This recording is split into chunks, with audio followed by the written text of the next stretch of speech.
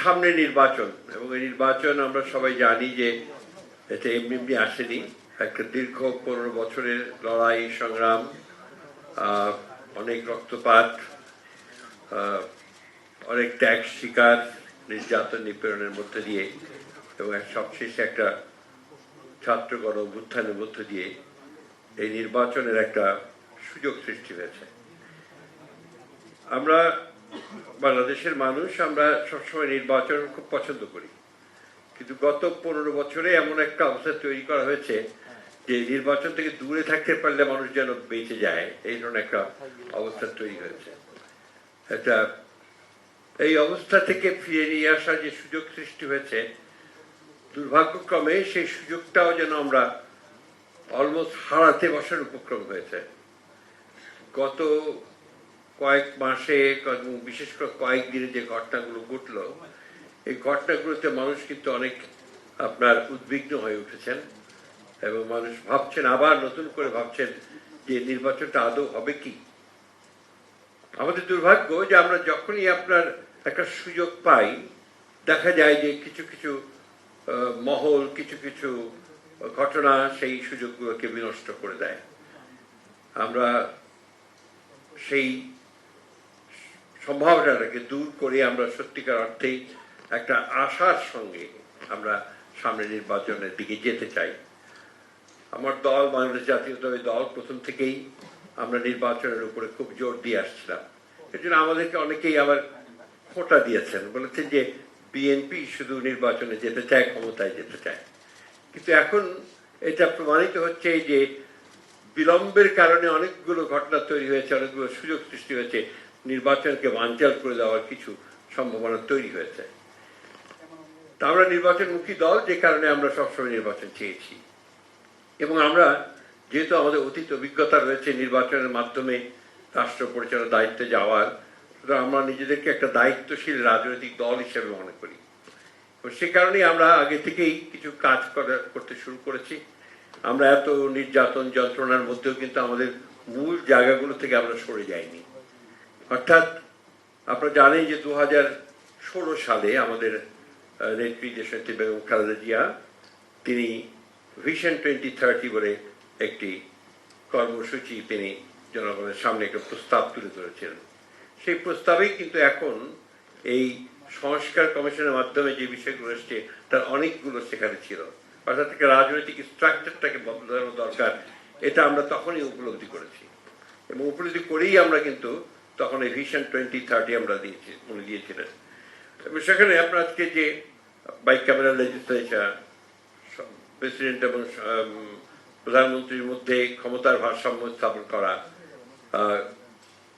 Cabinet এবং ক্যাবিনেটের মধ্যে একটা সামঞ্জস্য স্থাপন করা, বিচার বিভাগের সম্পূর্ণ স্বাধীনতা, মিডিয়ার সম্পূর্ণ স্বাধীনতা, এই বিষয়গুলো কিন্তু আমরা এই ভিশন 2030-তেই আমরা এটা উল্লেখ করেছি। তখন আমরা তখনই অনুভব করেছিলাম যে আমাদের দেশের অর্ধেক হচ্ছে নারী।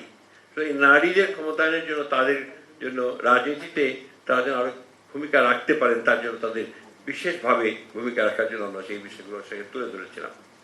যাই হোক, পরবর্তীকালে যখন আমরা একদিকে ফ্যাসিস্টের বিরুদ্ধে লড়াই করছি, সংগ্রাম করছি, যখন ফ্যাসিস্ট শক্তি আমাদেরকে দাঁড়াবার পর্যন্ত জায়গা দিচ্ছে না, আমাদের দলের প্রায় 60 লক্ষ মানুষের বিরুদ্ধে মিথ্যা মামলা দিয়েছে, প্রায় 20,000 নেতাকর্মীকে হত্যা করেছে, আমাদের ইলিয়াস আলী সহ প্রায় 1700 নেতাকর্মীকে গুম করে দিয়েছে।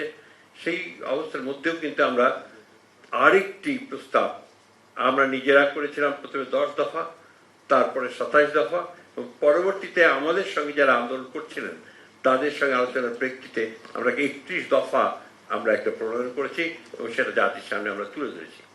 আপনারা যদি সেই 31 দফা দেখেন, তাহলেই দেখবেন যে সেই 31 দফার মধ্যেই আমরা কিন্তু আমাদের ধারণাগুলো, আমরা কি করতে চাই ক্ষমতায় গেলে, আমরা কি করব, সেই বিষয়গুলো আমরা তুলে ধরেছি। এবং সেই 31 দফার মধ্যে আমি পুরোটা আপনাদের সামনে বলতে চাই না, আমরা কয়েকটা কথা আপনাদের সামনে বলতে চাই, যেগুলো আমরা তখনই বলেছিলাম। জনগণের গণতান্ত্রিক অধিকার পুনঃপ্রতিষ্ঠার লক্ষ্যে সংবিধান সংস্কার কমিশন গঠন, এটা আমরা বলেছিলাম 2022 সালে।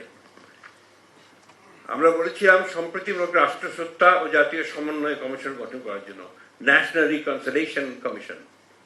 এটা ছিল আমাদের রাজনৈতিক চিন্তা, অর্থাৎ পলিটিক্যাল স্ট্রাকচারটার জন্য।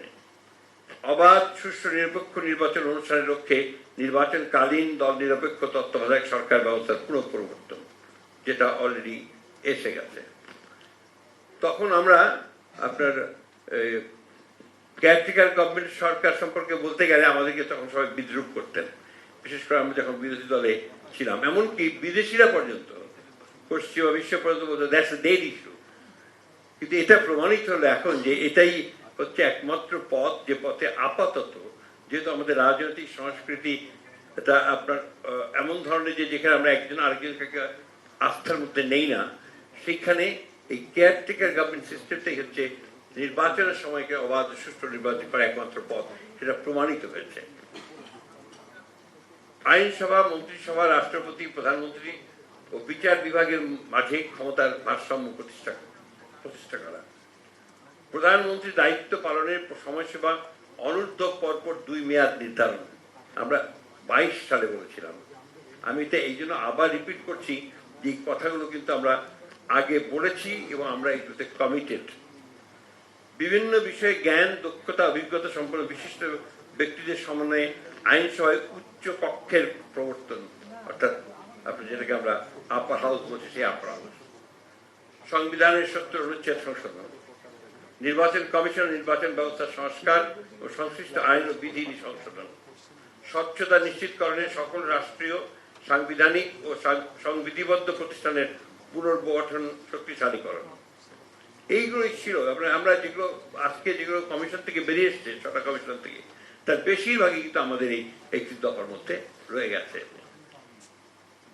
এরপরে আমরা তখন আমরা ভেবেছিলাম যে আমাদের অর্থনীতি যেভাবে ধ্বংস করা হয়েছে, একে তো আপনার সমস্ত প্রতিষ্ঠানগুলোকে ধ্বংস করে দিয়েছে, আমাদের যে গণতান্ত্রিক যে প্রতিষ্ঠানগুলো, ইনস্টিটিউশনগুলো, অন্যদিকে আমাদের ইকোনমিক ইনস্টিটিউশনগুলো তো ধ্বংসই, এবং ওখানে একটা অলিগার্কি তৈরি করা হয়েছে।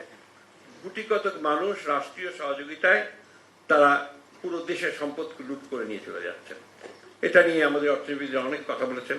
আমি পেছনে দেবপ্রিয় ভট্টাচার্যকে দেখতে পাচ্ছি, রাশেদ তিতুমিরকে দেখতে পাচ্ছি, তারা কিন্তু অনেক কথা বলেছেন সেই সময়। এবং এর ফলে কি হয়েছে যে আজকে যখন আপনার 5 তারিখের পরে যখন অন্তর্বর্তী সরকার দায়িত্ব নিয়েছে, সত্যিকার অর্থেই তারা একটা ধ্বংস স্তূপের মধ্যে দায়িত্বটা নিয়েছে। এই কথা বলার কোনো বলার প্রয়োজন নেই। কিন্তু সমস্যাটা হয়েছে যে মানুষ তো তাদেরকে চলতে হয়, তার প্রতিদিনকার বাজার করতে হয়, খাওয়ার ব্যবস্থা করতে হয়, চলতে হয়, ফিরতে হয়, অফিসে যেতে হয়। ফলে স্বাভাবিক জীবনযাত্রাটা এত আস্তে আস্তে কঠিন হয়েছে, আরো কঠিন হচ্ছে। এখন বাজারে গেলে মানুষ পাগল হয়ে যায়, ইনফ্লেশন এত বেশি। তো এই জিনিসগুলোকে নিয়ন্ত্রণ তো একদিনে সম্ভব নয়, তবে যেটা সম্ভব, যেটা চেষ্টা করা, আমি মনে করি এই সরকার কিছু চেষ্টা করেছে, কিন্তু এই এত তাড়াতাড়ি সফল হওয়ার কোনো কারণেই কিছু নিয়ন্ত্রণে আনার চেষ্টা করা হচ্ছে। আমরা অর্থনীতির জন্য একটা পরিপূর্ণভাবে আমরা একটা পেপার তৈরি করেছি, যে পেপারগুলো আমরা ইতিমধ্যেই আমরা বিভিন্ন জায়গায় দিয়েছি। আমরা মনে করি যে আমাদের এই অর্থনৈতিক যে পরিকল্পনাগুলো আমরা নিয়েছি, এই পরিকল্পনাগুলো বাংলাদেশে নিশ্চয়ই আমরা মনে করি যে ক্রাইসিসটা কাটিয়ে উঠে আমরা এমন একটা জায়গায় যেতে পারবো। এটা আমি জানি একদিনে সম্ভব নয়, 2 দিনে সম্ভব নয়, কিন্তু 5 বছরে আমরা পর্যায়ক্রমে সেই জায়গায় পৌঁছতে পারবো, যে জায়গায় গিয়ে আমরা একটা স্থিতিশীল জায়গায় দাঁড়াতে পারবো। আপনারা জানেন অনেকেই যে অতীতে আমরা যখন সরকার চালিয়েছি, তখন আমরা অনেকগুলো রিফর্মস আমরা তখন নিয়ে আসতে সক্ষম হয়েছিলাম।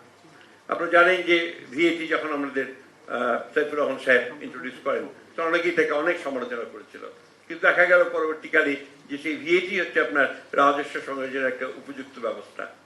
অন্যদিকে আপনারা জানেন যে আমাদের সময় এমন একটা অর্থনীতির সূচনা হয়েছিল, যে সূচনার মধ্যে দিয়ে ইমার্জিং টাইগার বলা হচ্ছিল বাংলাদেশকে, এবং তখন শেষের দিকে 2006 আমাদের গ্রোথ রেট কিন্তু 7 পর্যন্ত ছিল। আমরা খুব আশাবাদী যে আমরা বরাবরই ধ্বংসপ্রাপ্ত অর্থনীতিকে আমরা টেনে উপরে তুলেছি, আমাদের অতীত থেকে 75-এ তুলেছি, 91-এ তুলেছি, আবার 2001-এ তুলেছি।